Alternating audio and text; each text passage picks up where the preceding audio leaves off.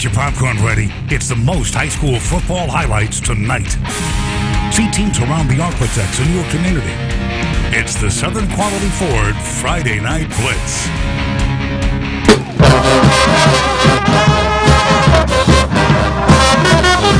It is win or go home time across the Architects as the playoffs get underway in Louisiana and Arkansas. Welcome into another edition of the Southern Quality Ford Friday Night Blitz. I am Brad Cisak. And I'm Tim Owens. Brad, while it's the final week of the regular season in Texas, nothing beats the playoffs. And we've got over 20 games for this week's show. That's right, Tim. Plus, Charlie Cavell, voice of the Bird Yellow Jackets. He is in the building. He'll join us a bit later in the show. But, Brad, let's start things out with the Division I playoffs here in Louisiana. The Evangel Eagles opening the playoffs as the 5 seed in Division I, taking on Archbishop Shaw. Jake Harville takes the handoff and punches it in from 5 yards out. And then a little bit later, Evangel going to be back on offense, and we've heard this kid's name called several times this season. Tamaj Sloan making it look easy. By the way, he's up for Player of the Year. You can go and vote for that on our website right now. And then a little bit later, Jake Harville going to take it in again for another touchdown after Sloan runs all the way back to the sideline. And then we take a look at the crowd. This is Harville again taking it in from a yard out. This one, all Evangel tonight. They win easily, 63-0. Sets up a rematch between Evangel and Bird next week. In the 5A playoffs, the Hotend Buccaneers of the 13th season taking on Fountainbleu, and this is Hotend QB C.J. McWilliams taking it in himself for the first score of the game, and then going to be dancing up there, and going to be dancing so much that they're going to shut out the lights. Through no fault of their own. That literally, happened lights are out on the home before. side of the Hotend sideline. Now when lights get back on, Fountainbleu's Josh Bailey, he takes it in for the score. That ties the game up at 7 in the first quarter. Now next possession near the goal line for the Buccaneers, and McWilliams calling his own number again and takes it in for the Hotend touchdown. Buccaneers getting the big win at home to move on to the second round. They take this one 57-36. How much is corn? It's a Buccaneer. Anyway, staying in 5A, 23 seed Parkway on the road in Monroe, taking on 10 seed Washita. Panthers down right here, but not out of it. This is Amani Larry finding Kobe Gill. He's going to take it in for the 46-yard touchdown, but back roar the Lions down to the 24-yard line when the handoff goes to Shawn'Savia Lewis. And he bounces it to the outside, takes it in for the score. Late fourth quarter, now Washita up 9, and then check this out, Brad. Larry to Gill again, 91 yards on the touchdown strike, and they get within 2. They tried for the onside kick, but Washita was able to recover, and they would ice the game with the first down run from Dylan Roberts. Washita ends Parkway's season 37-35, the final in that one.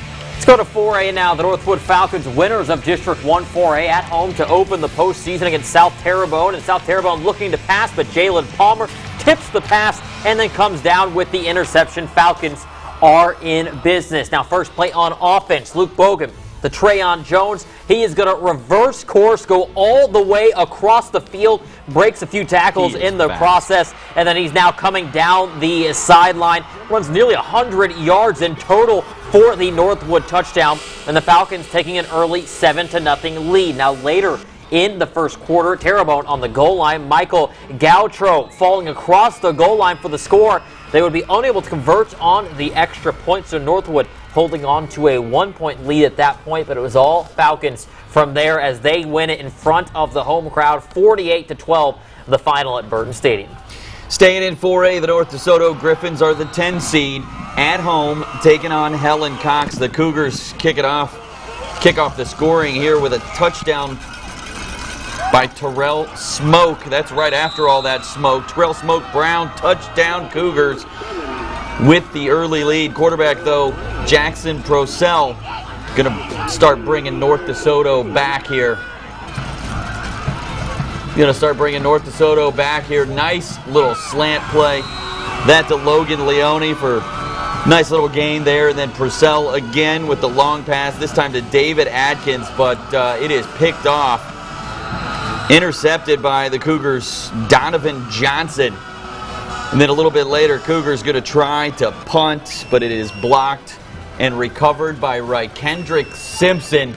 Nice play there by North DeSoto. They get on the ball there inside the 5-yard line. Now, Brad, this game came all the way down to the end. Helen Cox scoring a touchdown with 19 seconds left.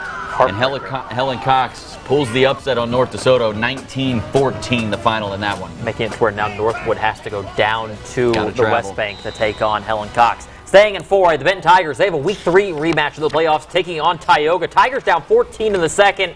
This isn't going to help them either. Clint Lassiter looking for a receiver, but he's going to throw an interception instead. That's Tidarian Quinney taking it deep into Benton territory. Now, 2 plays later, Tioga going to capitalize. Blake McGahee connecting with Kenneth Riveri across the middle. He's going to outrun the defense to the corner for the touchdown. Tioga extends their lead to 20. Now, still in the second quarter, McGahee going down the sideline, and he's got Riveri again, carries the Benton defender across the goal line for the score.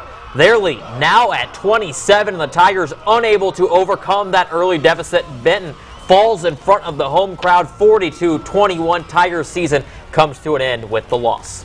The Woodlawn Knights 7 to go on the road to open the playoffs, taking on Leesville. Pick it up first quarter. Leesville's Jacob Moon. He's going up top. 25 yards to DeJuan Tolbert for the first score of the game. Wampus Cats lead 7-0 late midway through the first quarter. Woodlawn would get the ball next, but the Knights' first play from scrimmage, Kentrez Roby's pass is intercepted by DeMarcus McCord. McCord makes the juggling catch and then takes it back 55 yards for the pick six. Leesville leads 14-0 still in that first quarter. Then later in the first, this is Leesville's Darius Sawyer taking the handoff down the far sideline. He outruns everybody, goes 56 yards for the score. Leesville would lead 21-0 in the first quarter, and Woodlawn's season comes to an end. Leesville wins 49-28 the final. All right, it's now time for the Southern Quality Ford Friday Night Blitz Game of the Week, and this week's game featuring a team that hasn't hosted a playoff game in quite some time. That's right, Brad. The Captaintree Gators haven't had a home playoff game since 2006, but this year just squeaking in as the 16 seed in 5A. So let's head to Lee Hedges Stadium for our Southern Quality Ford Friday Night Blitz Game of the Week. Captaintree looking for the program's first playoff victory since 2005, taking on St. Amant, and Shreve gets on the board first. DJ Fleming does what DJ Fleming does. He finds the end zone. We have a 7-0 ball game, but St. Amant answers. Second quarter, after a blocked punt, they finish the drive with a screen pass to KJ Franklin. He finds pay dirt, and we are all tied at 7. Back comes Captaintree, though a long drive capped by this Darius Grant 1-yard touchdown run. Captaintree Shreve holding on to a 14-7 lead at the half. Moving ahead, second half now tied at 14, and the Shreve defense was getting it done. Evan Hicks with the big hit, jarring the ball loose. David Brown scoops and scores. He's going all the way to Five Below. He's going to go get some cheap toys or something. But St. Amant wasn't going down without a fight. They answer here. Lathan Borges finding Joe Williams in the back of the end zone. 17 yards on the scoring strike, and we got a tie ball game. But DJ Fleming, he took control of this game, Brad, down the stretch. Less than 4 minutes to play here with a big run to start the drive. And then later, breaking one off the right side for another big gainer before finally being brought down inside the 10-yard line. And that set up this. Fleming off the left side and into the end zone. Captaintree taking a 28-21 lead. And the defense held from there. 28-21 the final. The Gators picking up the program's first playoff win since 2005. It's big. You know, we're talking about turning the corner at Shreve, and, you know, the senior class last year did a good job of leadership and foundation and building. You know, it's been a work in progress, but these guys are ready to take it to the next level, and they've bought in since January and worked their tails off. So just super proud of them. Just can't wait for next week. I mean, a lot. I mean, it's been years since we won a playoff game. This is a new generation. We doing good now. We doing good. We out, man. I love us. I love our team. We gonna make it all the way. We going to the Dome. This is great to see. He loves them. He loves their team. DJ Fleming They ran the ball and ran the ball and ran the ball and ran the ball. The wind was just whipping through that stadium, so you knew they were going to have trouble throwing the ball. Neither team threw the ball that well. They kept running Fleming. He's getting 4 yards, 3 yards, 4 yards, 3 yards, 4 yards. But when it came down to it at the end of that game, he took control of the game, drove them right down the field. They scored the winning touchdown. And that was big to have that type of player in the postseason. I got to say, I got to feel for Coach Sepulveda. It was cold out there today. To have that Gatorade bath tossed on him. I caught up with him right after that. I said, Coach, that's got to feel good. He goes, man, it's cold. It's cold, but it's probably a good cold down there at Gatorland with that big playoff win. First since 2005. To put some perspective on that, it was 14 last time they won a playoff game. And the last time they won a playoff game, that young man, DJ Fleming, was like 2 or 3 years old. So, as anyway. I said, new generation coming through, getting playoff wins for Captaintree. All right, coming up on the Southern Quality Ford Friday Night Blitz, we head to Texas for the final week of the regular season. Marshall Mavericks looking to run the table in district play. We check out their highlights after the break.